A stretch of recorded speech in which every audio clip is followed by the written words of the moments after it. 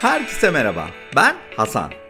Orta seviyede Türkçe bilen, yabancılar için açmış olduğum Let's Speak Turkish kanalına hoş geldiniz.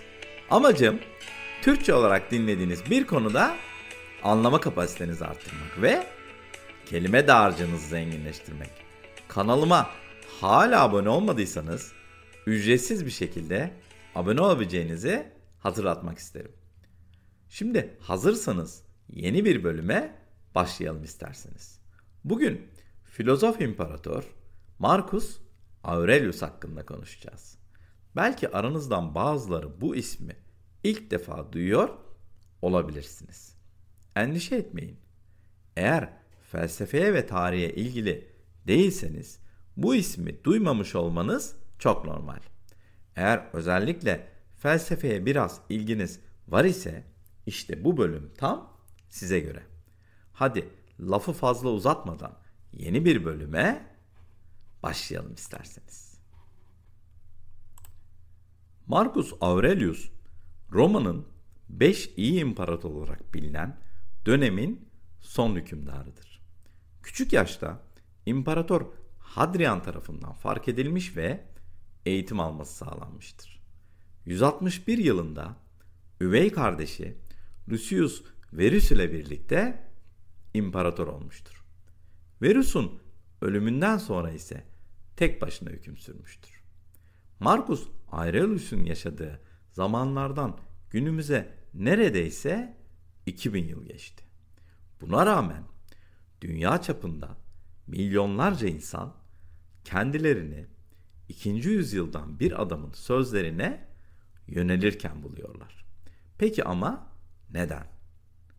Son felsefi düşüncelerinin yer aldığı Kendime Düşünceler adlı kitabı son yıllarda büyük bir patlama yaşadı. 2012'de sadece 16 bin olan satışlar, rakamların açıklandığı son yıl olan 2019'da 100 bin üzerine çıktı. Twitter, Instagram ve TikTok'ta paylaşılan çok sayıda gönderi ve videoya bakılırsa bu sayı 2025 yılında muhtemelen çok daha yüksek olacaktır.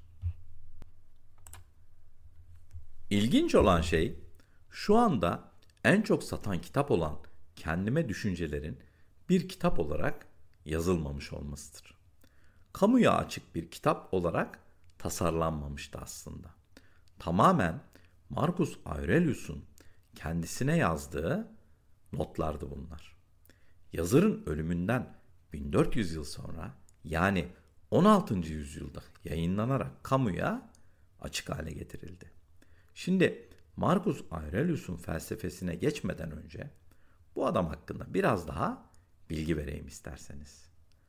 26 Nisan 121 senesinde en azından Romalılar için nispeten barışçıl bir dönemde doğdu. 40. yaş gününden kısa bir süre önce imparator oldu. Ve bu imparatorluğa geçişi sürpriz olmadı aslında. Çünkü gençliğinden beri bu göreve hazırlanmıştı kendisi. Roma imparatorları hakkında bazı şeyleri biliyorsanız, bu gücün onlara sunduğu cazibelere direnmeyi başaranların çok az kişi olduğunu tahmin edebilirsiniz. Tiberius, Caligula ve Nero, Roma'nın gücüyle tamamen yozlaşmış ve gerçekten korkunç şeyler yapmış imparatorlardı. Ancak Marcus Aurelius çok farklıydı. Seçtiği yol her şeyden önce erdemli bir hayat sürmek için çaba göstermenin sadeliğiydi. Tarihsel kayıtlardan Marcus Aurelius'un iyi bir adam olarak kabul edildiğini biliyoruz aslında. Marcus Aurelius modern bir filozof olarak bilinse de hayatında bir filozof değil, bir imparatordu. Marcus Aurelius'un kendisine yazdığı kişisel notlardı. Bir tür günlük gibiydi. Ancak bugün şunu yaptım gibi ifadeler yoktu içerisinde. Daha çok nasıl insan olunacağını ve hayatın amacının gerçekten ne olduğuna dair kendi anlatımıydı. Bu da ona alışılmadık bir özgünlük kazandırıyordu. Aurelius kimseyi etkilemeye çalışmıyordu. Tartışmaya ya da karmaşık felsefi argümanlar ortaya koymaya çalışmıyordu. Bu düşünceleri tek bir kişi için yazıyordu. Sadece kendisi için. Bu kitabı okumadıysanız, kitabın oldukça kısa ve okunması kolay olduğunu belirtmek istiyorum. Şimdi bu kitaplarda bulabileceğiniz 5 ana fikir ve temayı birlikte inceleyelim isterseniz. Bu kitaptaki ilk ve belki de en önemli fikir, hayatta neleri kontrol edebileceğiniz, neleri kontrol edemeyeceğiniz ve bunun davranışlarınızı nasıl etkilemesi gerektiği ile ilgilidir.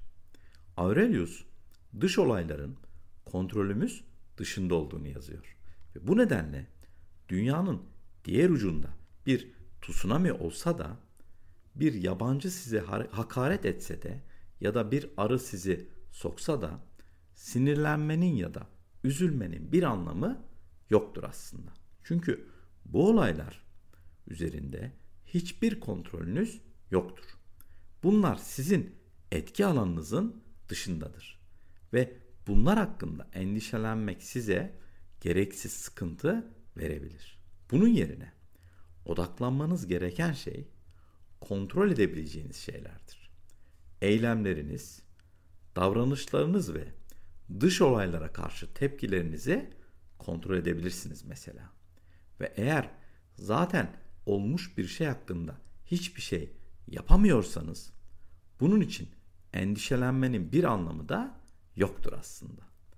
Bu kitaptaki ikinci fikir, doğaya göre yaşamanın önemi hakkındadır. Bu, doğaya çıkıp çubuklardan bir ev kurmak anlamına gelmez tabii. Daha çok evrenin doğal kanunları ile ilgilidir.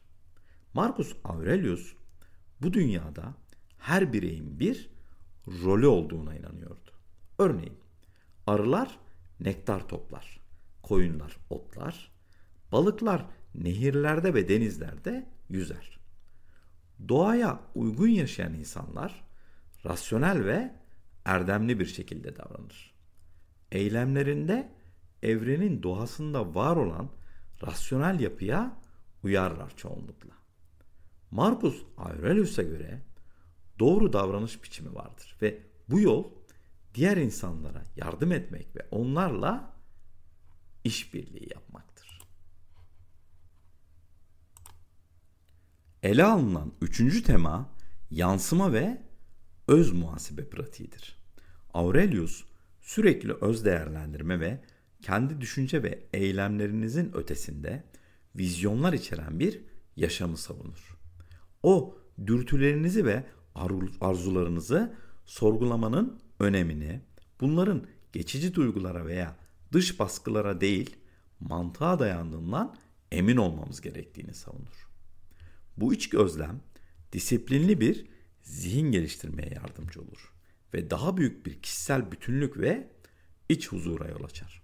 Başka bir deyişle, bir şey yapmak istediğinizi hissettiğinizde kendinize bunun için iyi bir neden olup olmadığını veya içgüdüsel olarak mı hareket ettiğinizi yoksa yapamayacağınız bir şeyi yapmaya zorlandığınız için mi hareket ettiğinizi sorun der. Dördüncü ana fikri ise adil olmak ile alakalı. Başkalarının yanlış davranışları senin karakterini bozmasın der.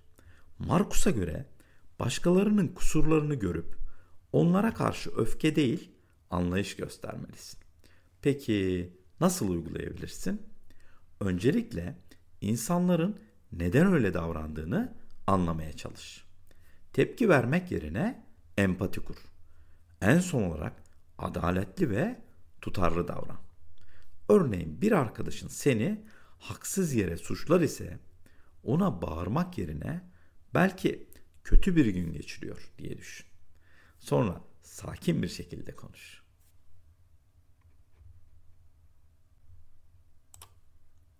Son olarak 5. ana fikir, geçicilik ve ölümlülük kavramıdır. Aurelius hayatın geçici doğasını kendisine tekrar tekrar hatırlatarak maddi şeylere ve dışsal tanınırlığa bağlanmadan şimdiki anda erdemli bir şekilde yaşamaya odaklanmasını teşvik eder. Ölümlülüğün bu bilinci hayata olan takdiri arttırmak içindir. Şimdi şöyle düşünüyor olabilirsiniz. Sonuçta o bir Roma imparatoruydu. Sanırım tüm bunlar hakkında çok fazla endişelenmesine gerek yoktu. Evet, tüm zamanların en büyük imparatorluklarından birini yönetiyordu.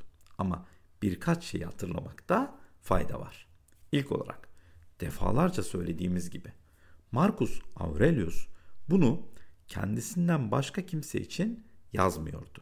O kimseye vaaz vermeye çalışmıyordu ve onlara ne yapmaları gerektiğini söylemiyordu. Bunu yapmalısın yazdığında kastettiği okuyucu ben değildim. Sen de değildin. Kendisiydi. Muhtemelen hiç gerçek acı çekmedi ya da gerçek bir ızdırap yaşamadı diye düşünebilirsin. Hayır. O da kişisel hayatında büyük acı ve ızdırap yaşadı. 13 çocuğu vardı ama 9'unu çocukluk çağında kaybetti. Sadece 4 çocuğu hayatta kaldı. Tahmin edersiniz ki bu tamamen dayanılmaz bir durumdur. Bunun yerine kaderi kabullenmesi ve onun kendisini yıkmasına izin vermemesi gerektiğini kendine hatırlattı. Evet, bugünlük anlatacaklarım bu kadardı. Marcus Aurelius ile ilgili bölümümüzün sonuna geldik. Umarım ilginç bir bölüm olmuştur ve sizi Kendime Düşünceler kitabını alıp kendi dilinizde hatta Türkçe olarak okumaya teşvik etmiştir. Kitabın dili oldukça anlaşılır aslında. Böylece biraz felsefe öğrenebilir ve biraz da Türkçenizi geliştirebilirsiniz.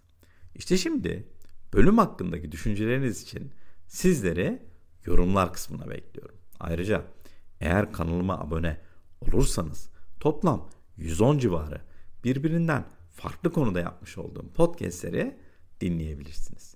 Ayrıca bölümün sonunda transkripte ve önemli kelimelerin açıklamasına da ulaşabilirsiniz. Podcastlerin hemen hemen hepsinde Türkçe altyazı bulunduğunu da hatırlatmak isterim. Ayrıca Türkçe hariç toplam 16 dilde altyazıya ulaşabilirsiniz. Eğer kanalıma abone olma konusunda henüz karar veremediniz ve bir şekilde bana destek olmak istiyorsanız, bu durumda bu bölümü beğendiyseniz bir like veya yorum bırakabilirsiniz. Sizin için en fazla yarım dakika sürecek olan bu süreç kanalımın daha fazla Türkçe öğrenen kişiye ulaşmasına yardım edecektir. Ayrıca yüzümde ufak da bir tebessüme neden olacağını hatırlatmak isterim. Şimdilik benden bu kadar. Kendinize çok iyi bakın ve sağlıkla kalın.